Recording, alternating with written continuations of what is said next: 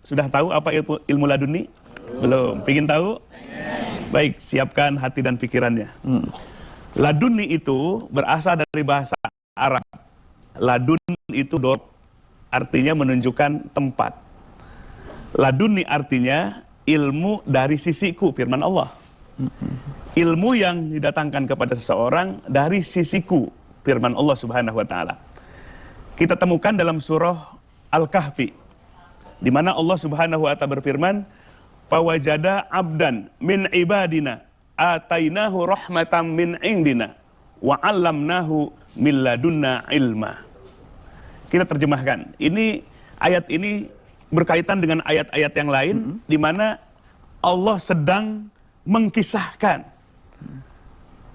di mana Nabi Musa alaihissalam sudah jadi nabi, sudah jadi rasul, bahkan termasuk dalam kategori ulul azmi, nabi dan rasul yang punya azam kuat, meminta kepada Allah supaya mendapatkan ilmu, berjumpa dengan seseorang yang diberi ilmu lebih. Maka dikisahkanlah Nabi Musa alaihissalam mencari sosok yang diberikan ilmu oleh Allah Subhanahu wa taala, berbeda jenis ilmu yang diberikan kepada Nabi Musa alaihissalam. Abdan min ibadina, menemukan seseorang hamba dari hamba-hamba kami. Di mana tanda-tandanya adalah atainahu rahmatan min indina. Firman Allah, kami berikan kepada hamba itu rahmat, kasih sayang dari sisi kami.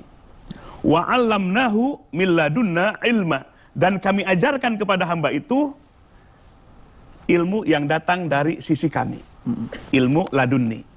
Siapa gerangan hamba yang dimaksud? Adalah Nabi Khidir alaihis salam.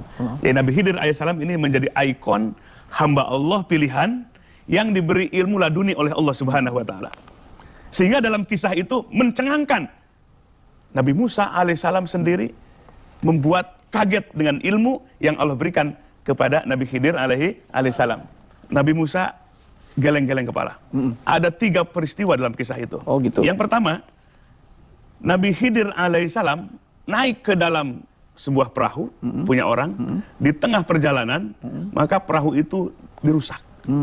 Nah, kalau merusak perahu orang, gimana hukumnya? Ya, terlarang. Terlarang. Yang kedua, Nabi Khidir ini ketika diikuti oleh Nabi Musa yang sedang mencari ilmu, ada seorang anak yang belum balik, dibunuh. Nah, kalau membunuh orang yang tidak punya dosa di luar pengadilan, haram juga. Haram.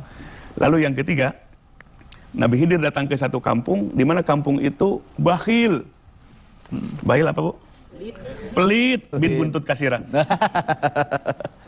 Beliau datang bertamu, nggak ada suguhan.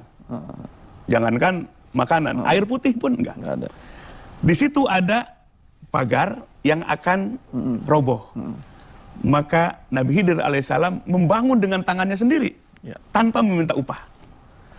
Maka 3 peristiwa itu membuat jengkel Nabi Musa alaihissalam. Masya Allah. Tapi syaratnya perjanjiannya, Nabi Musa boleh berguru kepada Nabi Khidir, jangan komen, no comment, tidak boleh komentar, sabar untuk menahan diri, tidak boleh bertanya.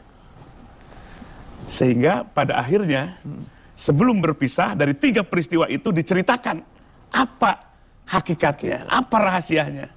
Yang pertama, kenapa Nabi Khidir alaihissalam merusak perahu orang. Kata Nabi Khidir, itu bukan keinginanku, tapi perintah Allah Subhanahu wa taala. Sebab dalam perjalanannya itu akan menghadapi perompak. Di mana perompak itu akan memaksa mengambil perahu yang bagus. Tapi ketika perahu yang datang itu, perahunya bolong, rusak, maka dilewat saja. Mending perahu rusak sedikit atau diambil sama perompak. Nah, itu ilmu laduni. Baru satu. Baru satu tuh. Yang kedua, peristiwa apa tadi? Membunuh anak kecil yang tidak berdosa. Kata Nabi Khidir kepada Nabi Musa alaihissalam, itu bukan keinginanku, bukan pikiranku, tapi itu semua perintah Allah yang datang kepadaku. Karena atas ilmu Allah, anak kecil ini kedepannya akan menjadi manusia yang banyak melakukan dosa dan kejahatan. Dia punya orang tua yang soleh, tapi mencintai kepada anak itu. Karena mencintainya, maka semua keinginan anaknya itu akan diikuti walaupun jahat dan dosa. Maka atas perintah Allah, anak itu dibunuh. Sehingga kalau dibunuh, satu, anak kecil yang belum balik akan masuk surga. Yang kedua, orang tuanya tetap soleh. Yang ketiga, Allah gantikan dengan adiknya. Dan adiknya itu Allah melihat dengan ilmu yang tanpa batas akan menjadi generasi yang soleh. Yang ketiga apa? Membangun pagar yang mau roboh tanpa izin dan tidak meminta upah. Atas ilmu Allah, di bawah pagar itu ada harta milik anak yatim. Kalau dibiarkan akan terbongkar dan diambil oleh orang lain. Allah berharap harta itu tetap milik anak yatim, sehingga ketika sudah dewasa, pandai untuk memanage harta, Allah akan datangkan, Allah akan berikan kepada si yatim itu. 3 peristiwa ini lahiriahnya salah. Tetapi hakikatnya, esensinya adalah kebaikan, kebenaran, dan memberikan kemanfaatan. Inilah kisah sosok Nabi Khidir alaihissalam, dikisahkan dalam Al-Quran, diberi ilmu laduni dari Allah Subhanahu wa Ta'ala.